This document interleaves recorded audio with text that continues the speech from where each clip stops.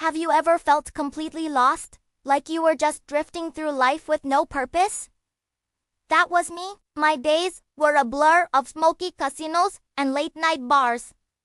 I was chasing a thrill that never lasted, gambling away money I didn't have, and drowning my regrets in cheap alcohol. Life felt like a game I was destined to lose. I was surrounded by people, but I had never felt more alone. I was messy, reckless, and honestly, I didn't care what happened to me. I thought that was all my life would ever be. Then, one evening, everything changed. I was at my usual spot, staring blankly at a deck of cards, when a man sat down across from me. He didn't look like the usual crowd. There was a calm, steady presence about him.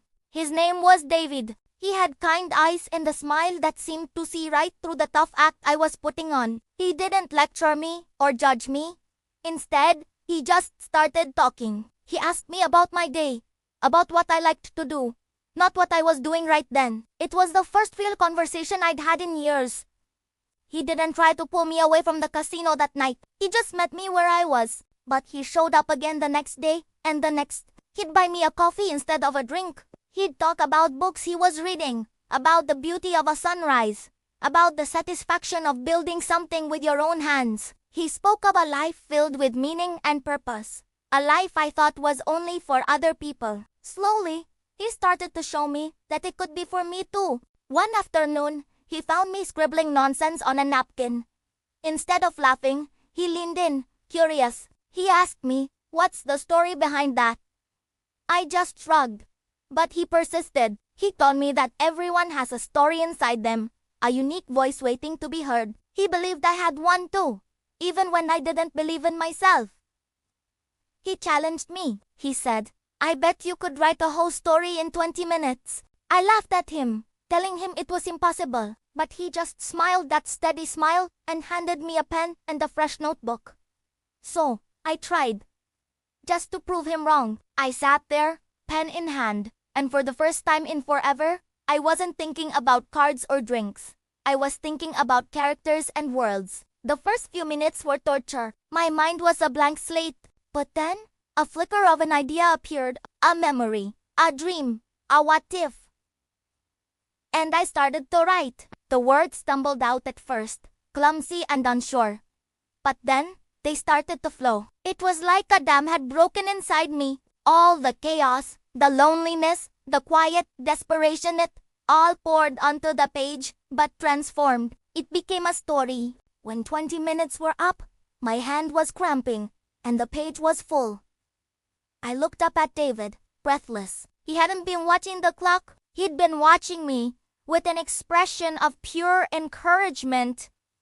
I had done it. I had created something. It wasn't a masterpiece, not by a long shot, but it was mine. That small act of creation felt more thrilling than any jackpot I had ever won. It was a feeling of accomplishment, of potential, of hope. That day was the turning point. David became my mentor, my guide. He didn't give me all the answers, but he taught me how to ask the right questions. He showed me how to find structure not just in a story, but in my own life. We'd go for long walks, and he'd point out the little details in the word I'd never noticed before, the way the light hit the leaves, the sound of the city waking up. He was teaching me to be present, to live in the moment, not just exist from one distraction to the next. He taught me discipline. Writing wasn't just about waiting for inspiration. It was about showing up every single day, even when it was hard. Just like life, he encouraged me to set small goals. Write for 20 minutes every morning. Go for a walk instead of heading to the bar. Save a little bit of money each week. Each small victory built upon the last, creating a momentum I had never experienced before. I was building a new life, one good habit at a time. There were days I slipped up. Old habits are hard to break. I'd feel the pull of the casino, the urge for the familiar numbness of alcohol. There were times I'd call him, full of shame and ready to give up. But he never let me. He'd listen patiently, without an ounce of judgment. He'd remind me that recovery isn't a straight line. It's a journey with twists and turns. He'd say, "So you stumbled. That's okay. What matters is that you get back up. What's the next right step?" He taught me the power of forgiveness, especially for myself.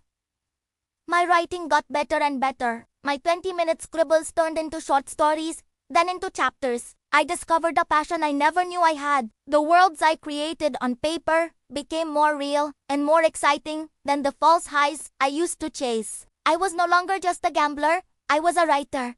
I was a creator. Saying those words out loud for the first time was one of the proudest moments of my life. It was a new identity, one that I had earned. David taught me that the most valuable things in life aren't things you can win or buy. They're the connections you make, the growth you achieve, and the purpose you find. He didn't save me.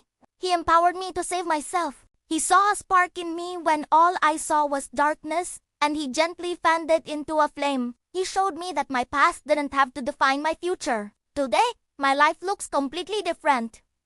The smell of old cigarette smoke has been replaced by the scent of fresh coffee and old books. The clatter of slot machines has been replaced by the quiet tapping of my keyboard. I still have challenges, of course.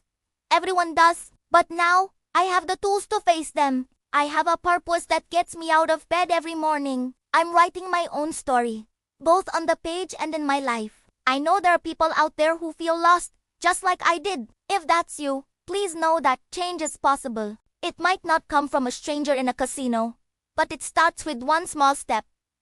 One different choice. Find that one person who believes in you, or, even more importantly, start trying to believe in yourself. If you're struggling, please reach out for help.